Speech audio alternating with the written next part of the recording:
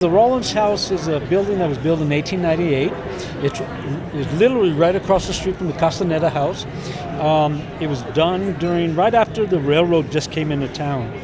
And it was built by William W. Rollins. He was an immigrant from England, came to the United States, as I've done some research, right after the Civil War. Meanders his way to Louisiana, finds his bride, and then makes his way to Las Vegas. He was a bar owner, saloon owner kind of guy, and he ends up buying the property, raw land, and he sees, I think, what's going on right across the street, and he builds the Rollins. It housed the Harvey girls, the young ladies that worked across the street, and they had 14 rooms upstairs, commercial space downstairs.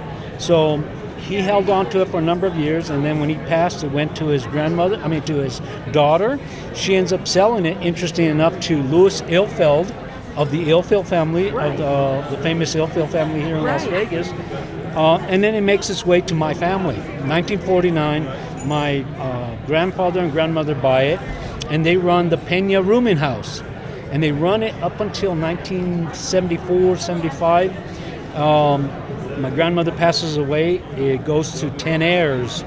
And unfortunately, with 10 heirs, it gets shuttered. And for 40, 50 years, it just sits there. My wife and I come back from California, and at that time, we start buying the interest from the family. And in 2014, more or less, L&F purchases the Castaneda, and then the banks are willing to provide resources. So how long did it take you to go through all those heirs? Oh, it took a while. We got back from California in the early 90s, and we started buying up shares. I think in 2013, 2014 is when we consolidated, and finally in 2015, 2016, we were able to get it so that my wife and I could make some decisions. And what did you turn it into? We restored it. First, we took care of the bones of the structure, and then we converted the 14 rooms upstairs to 5 residential apartments, 2 long-term, 3 Airbnb style, short-term, and then downstairs commercial space. Basically, the original use. Wow, amazing! Yeah, that is amazing. And have you got some tenants? We do. We have 2 long-term tenants. We have a professor and then a contractor now. And then on the short-term, it is doing well.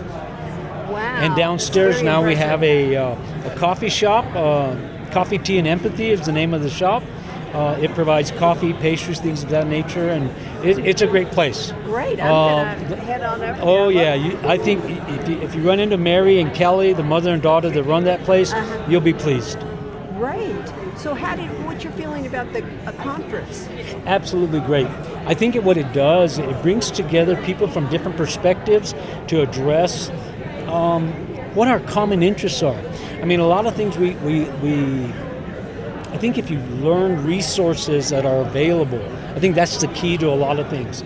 If you are able to understand that maybe you don't have the resources, but you know somebody that does, or maybe somebody can put you in touch with somebody else, whether that's financing, whether that's architecture, whether that's grant writing.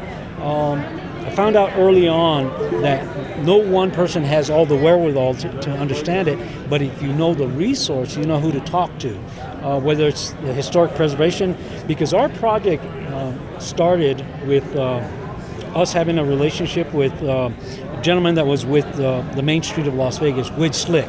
Yeah. So Widge Slick, Cindy Collins helped us. Quite honestly, we got a feasibility study to determine if it was even feasible. So that started, it was a partnership between my wife and I, as the property owners, Main Street, and the city of Las Vegas. And so we did this feasibility study, and then from there, it blossomed into the project itself.